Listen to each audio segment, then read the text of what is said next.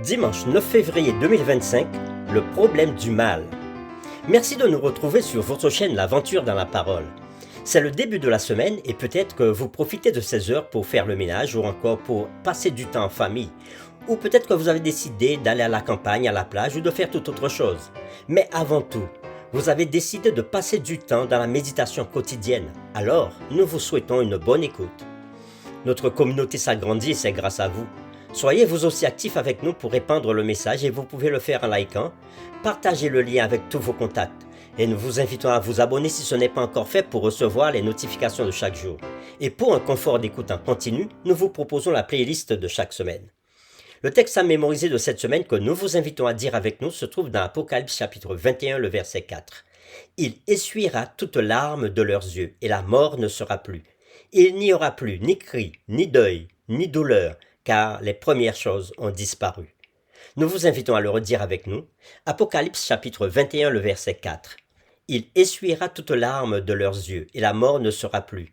Il n'y aura plus ni deuil, ni cri, ni douleur, car les premières choses ont disparu. » Si Dieu est bon comme on nous le dit, pourquoi le mal existe-t-il?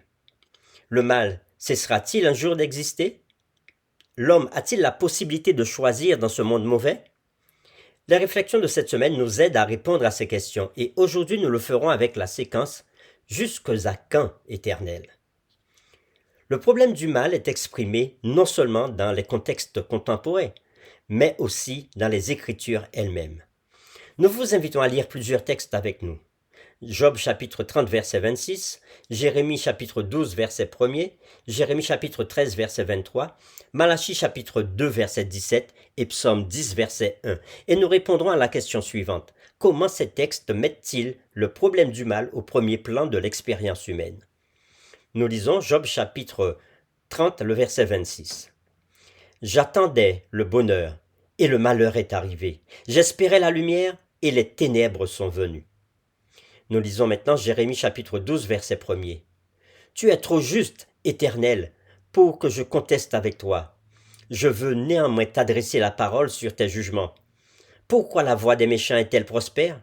Pourquoi tous les perfides vivent-ils en paix?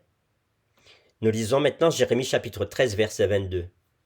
Si tu dis en ton cœur, pourquoi cela m'arrive-t-il?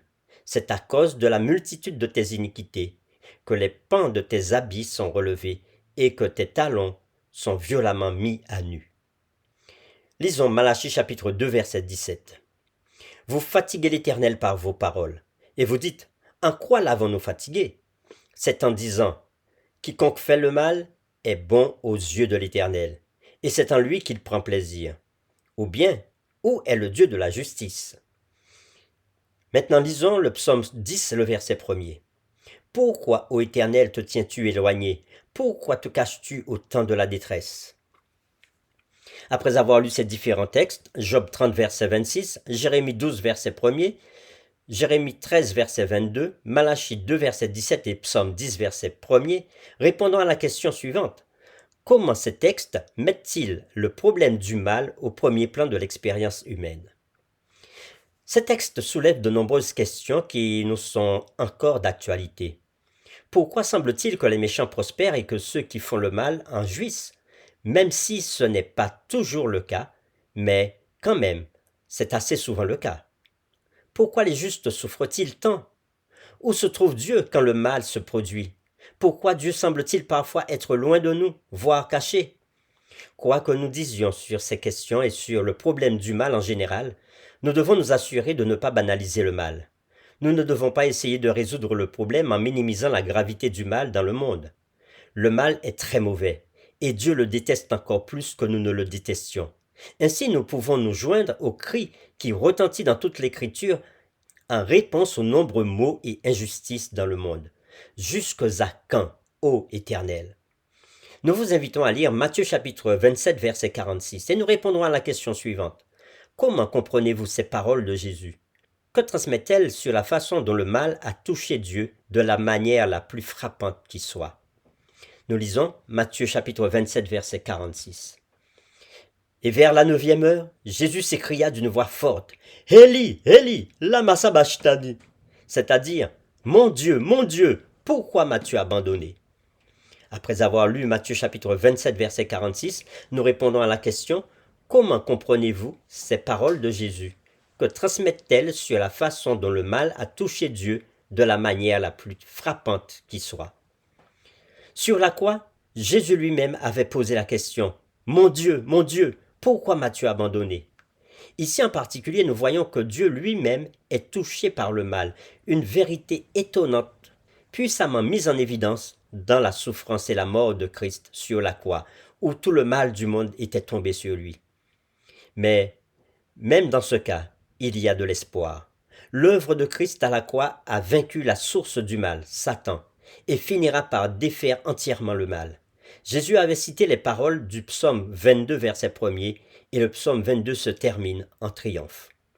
Pour terminer, réfléchissons à cette question.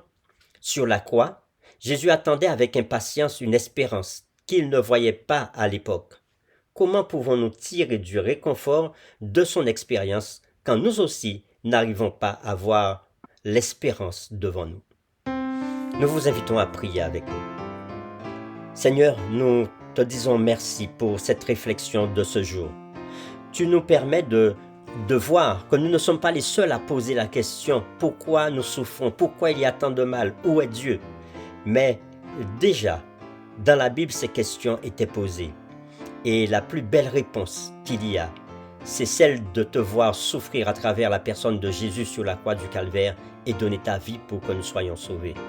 Aide-nous à mettre notre confiance dans la résurrection de Jésus, parce que sa résurrection nous assure que nous aussi, nous aurons la victoire sur le mal et nous arriverons au jour où nous n'aurons plus de difficultés, plus de problèmes dans notre vie.